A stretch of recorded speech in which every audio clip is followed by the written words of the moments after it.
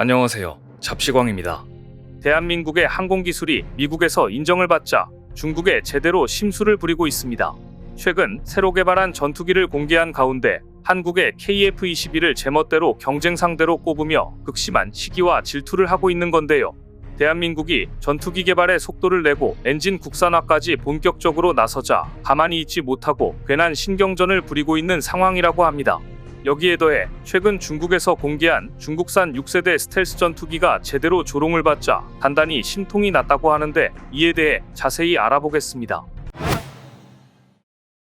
한때 항공우주 산업 선두 주자였던 보잉이 끝도 없이 추락하고 있습니다. 737 맥스 8 사고 이후 계속된 신뢰 하락, 스타라이너 프로그램 실패에 이어 최근에 대규모 노조 파업까지 연이은 악재로 신뢰가 바닥을 치고 있는 건데요. 이런 상황에 대한민국이 치고 들어와 미 훈련기 시장을 제대로 공략하면서 보잉을 밀어내고 장악할 가능성이 높아지고 있습니다. 실제로 세계 최대 방산업체 로키드 마틴이 미 훈련기 사업에 이어 대한민국과 협력을 점점 늘리고 있는 상황인데요. 최근 로키드 마틴과 자회사 시코르스키가 한국군 특수작전용 헬기 사업자로 선정되면 한국에서 CH-53K 헬기의 조립 생산에 나설 수 있다고 밝힌 겁니다. 방산업계에 따르면 지난 12일 로키드 마틴 시코르스키는 서울에서 간담회를 열고 카이와 관계를 계속 진화시키고 있다며 특수전 헬기 사업에 선정되면 한국에서 모두 조립하는 것으로 얘기를 진행 중이라고 전했습니다. 앞서 작년 10월 로키드 마틴 시코르스키는 킹 스텔리온으로 불리는 자사헬기 CH-53K의 한국 특수전용 헬기 사업 참여를 위해 카이와 전략적 파트너십을 체결했었습니다. 이에 대해 시코르스키의 프랭크 크리사플리 해외 사업 담당 이사는 단순히 최종 조립을 여기서 하는 것을 넘어 부품을 공동 개발해 수출하는 데까지 가보고자 한다며 절충교역 요건 충족만을 위해서가 아니라 항공기의 완전한 잠재력을 발휘할 수 있도록 하기 위한 것이라고 강조했습니다. 현재 방사청은 2031년까지 3조 7천억 원을 들여 특수작전용 대형 기동헬기 18대를 국외 구매로 확보하는 사업을 진행하고 있는 중입니다. 블랙호크라는 이름으로 잘 알려진 시코르스키 UH-60을 대체하기 위한 신형 헬기를 모색하고 있는데 기존에 우리 군이 보유한 대형 기동헬기 CH-47 치누크의 개량형을 들고 나온 보잉에 맞서 이번에 로키드 마틴 시코르스키가 CH-53K로 도전장을 내민 겁니다. CH-53K는 CH-47보다 성능이 뛰어나지만 그만큼 가격이 비싼 것으로 전해집니다. 로키드 마틴에 따르면 CH-53K는 특수작전, 병력 투입 철수, 수색 구조, 공중공격, 의무 후송 등 모든 군사 임무를 지원할 수 있으며 디지털 방식 설계로 간편한 업그레이드가 가능해 새로운 위협에 미리 대응할 수 있는 것으로 전해집니다.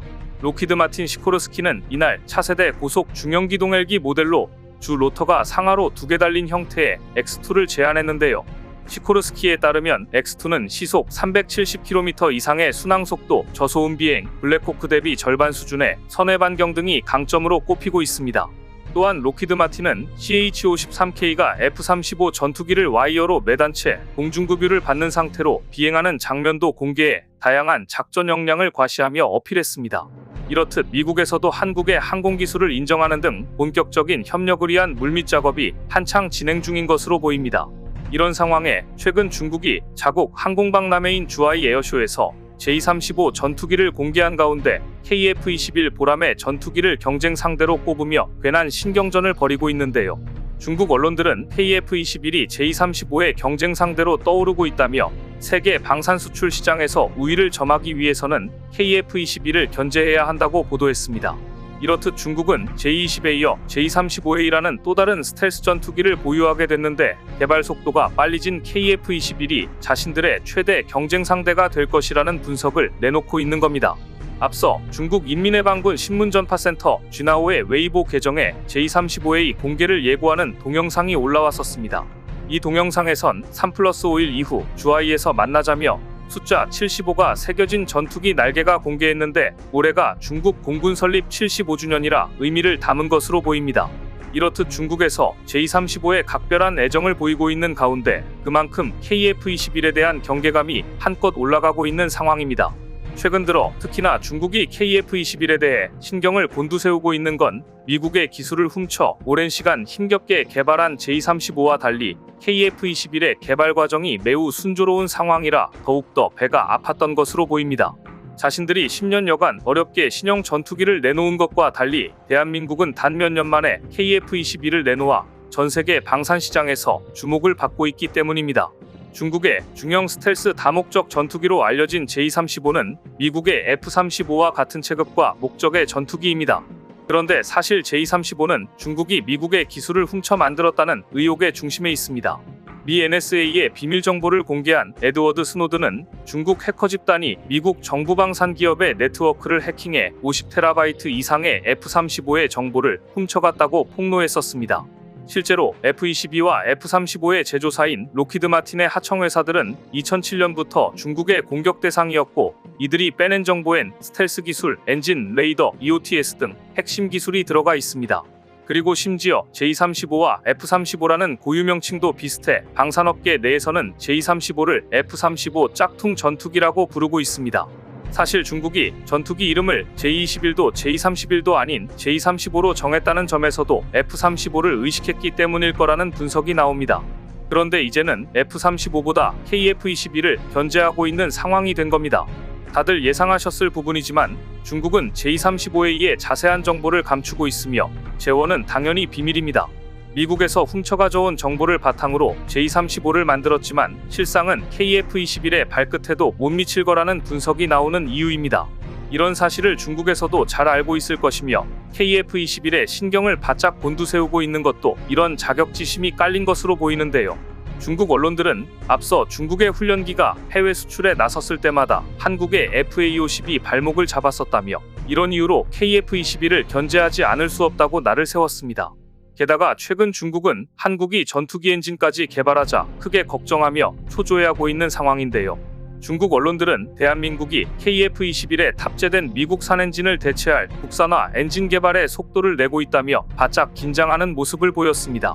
중국 언론은 얼마 전 한화에어로스페이스가 엔진 시제품을 외부에 공개했다며 해당 엔진은 KF-21에 탑재할 것으로 보이면서 중국산 전투기에 큰 위협이 되고 있다고 강조했습니다. 그러면서 한국은 미국의 지원 덕분에 엔진 국산화에 속도를 낼 수 있는 것으로 보인다며 중국은 여러 가지 불리한 상황이라고 걱정했습니다. 앞서 세계 최고 항공쇼 중의 하나인 영국의 판버러 에어쇼에서 한화에어로스페이스가 독자 개발을 추진 중인 첨단 항공 엔진 시제품을 최초로 전시했었는데요.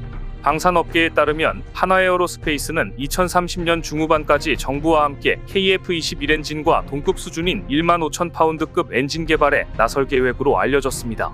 사실 항공 엔진 개발은 선진국에서도 범접하기 힘든 초고난도의 기술을 요하는 것으로 수천 도를 웃도는 엔진의 열을 버틸 수 있도록 하는 핵심 기술과 노하우가 필요합니다. 이런 이유로 전투기 장착 엔진 개발 기술을 가진 선진국들은 미사일 기술 통제 체제, 국제무기 거래 규정 등 각종 규제에 따라 관련 기술 이전과 수출을 엄격하게 통제하고 있습니다. 이런 가운데 대한민국이 엔진 개발에 뛰어든 건 엄청난 항공 기술을 보유하고 있다는 사실을 방증하는 것으로 기술 확보 수준이 상당한 것으로 평가되고 있습니다. 때문에 중국 언론을 비롯해 중국 정부에서도 이를 시기하고 있는 상황으로 보이며 자신들도 하지 못한 일을 한국이 엔진 국산화에 성공할까 두려움에 떨고 있는 것으로 보입니다. 사실 중국에서 항공 엔진 개발은 아킬레스건인데 중국에서 자체적으로 엔진 개발에 성공했다고는 하지만 여전히 성능은 많은 의구심을 남기게 하고 있습니다. 다시 말해서 최근 들어 노골적이 된 중국의 질투심은 자신들보다도 먼저 대한민국이 진짜 전투기 엔진 개발에 성공할 수 있을 것으로 보고 배아파하고 있는 상황인 겁니다. 그것도 그럴 것이 최근 중국에서 열린 주하이 에어쇼에서 중국의 6세대 전투기의 모습이 일부 공개됐지만 그야말로 빈 깡통에 불과하다는 이야기가 나오고 있어 한국을 향한 시기와 질투가 더 극에 달한 것으로 보이는데요. 주요 외신에 따르면 해당 전투기는 하얀 황제라는 의미의 백제로 명명됐는데 공개된 전투기 모형을 보면 감탄보다는 어이없는 웃음이 나올 정도로 형편없다고 합니다.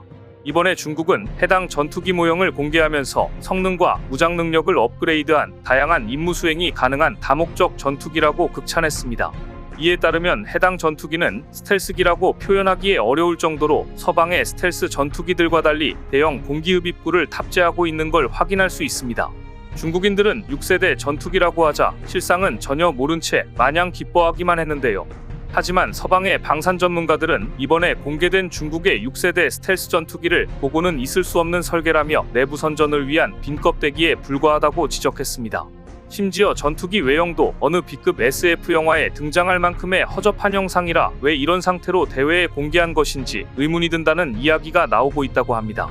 최근 대한민국이 전투기 개발 성공 소식들을 연이어 공개하고 있는 가운데 어찌 보면 중국에서도 이를 의식하고 자신들도 뭐라도 해야겠다는 목리를 부린 것으로 보입니다. 그렇다고 해도 중국은 선을 넘어도 제대로 넘고 있는 것 같은데요.